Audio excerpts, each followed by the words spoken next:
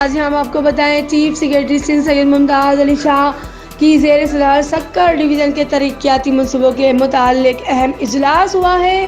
اجلاس میں گھوٹکی، خیرپور اور سکر اضلاع کے ترقیاتی منصوبوں پر تفصیلی بریفنگ دی گئی ہے۔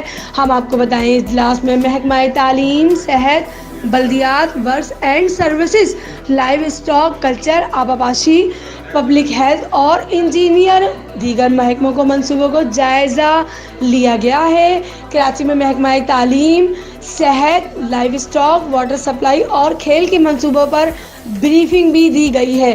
جون 2019 تک 129 منصوبے مکمل کر لیے جائیں گے۔ بریفنگ میں ایسا کہنا تھا۔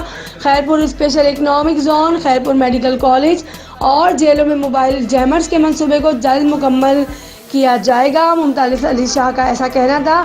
منصوبوں کو وقت پر مکمل کیا جائے، کسی قسم کی تاخیر برداشت نہیں کی جائے گی۔